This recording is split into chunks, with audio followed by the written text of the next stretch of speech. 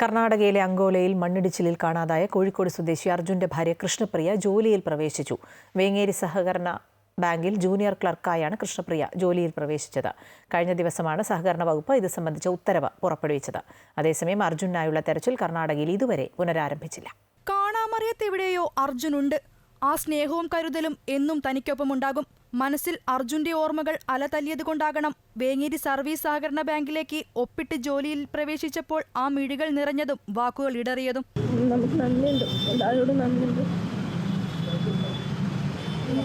Bank സെക്രട്ടറിയും സഹപ്രവർത്തകരും ഒന്നിച്ചു ചേർന്നാണ് കൃഷ്ണപ്രിയയെ സ്വീകരിച്ചത്.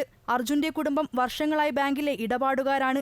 ഇതുകൂടി കണക്കിലെടുത്താണ് അർജുന്റെ ഭാര്യയ്ക്ക് ജോലി നൽകാൻ തീരുമാനിച്ചതെന്ന് ബാങ്ക് അധികൃതർ നേരത്തെ തന്നെ വ്യക്തമാക്കിയിരുന്നു. ജൂനിയർ ക്ലർക്കായാണ് കൃഷ്ണപ്രിയയെ നിയമിച്ചത്. സർക്കാർ പ്രത്യേക ഉത്തരവിലൂടെ കൃഷ്ണപ്രിയയ്ക്ക് നിയമനം നൽകുകയായിരുന്നു. കഴിഞ്ഞ ദിവസമാണ് സഹകരണ വകുപ്പ് ഇത് സംബന്ധിച്ച് ഉത്തരവ് പുറപ്പെടുവിപ്പിച്ചത്. അതേസമയം അർജുന് വേണ്ടിയുള്ള തിരച്ചിൽ പുനരാരംഭിക്കണമെന്നാവശ്യപ്പെട്ട് അർജുന്റെ കുടുംബം കർണാടക മുഖ്യമന്ത്രിയെ കണ്ടിരുന്നു. കർണാടക സർക്കാർ അനുകൂല നടപടി സ്വീകരിക്കുമെന്ന പ്രതീക്ഷയുണ്ടെന്ന് കുടുംബം പറഞ്ഞു. അവസാനമായിട്ട് പോർട്ടലിൽ നിന്നുള്ളൊരു അനുമതി മാത്രമായിരുന്നു ലഭിക്കാനുണ്ടായിരുന്നത്.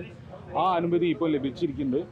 ഇനി കാലാവസ്ഥ കൂടി അനുകൂലമായാൽ മാത്രമേ ഡ്രഡ്ജർ എത്തിയിട്ടുള്ള ഒരു തെരച്ചിൽ സാധ്യമാകൂ എന്ന് തന്നെയാണ് കളക്ടർ അറിയിച്ചിരിക്കുന്നത്. 1.5 മാസം മുമ്പാണ് കർണാടകയിലെ അങ്കോളയിൽ മണ്ണിടിച്ചിലിൽ ലോറി ഡ്രൈവറായ അർജുനെ കാണാതായത്.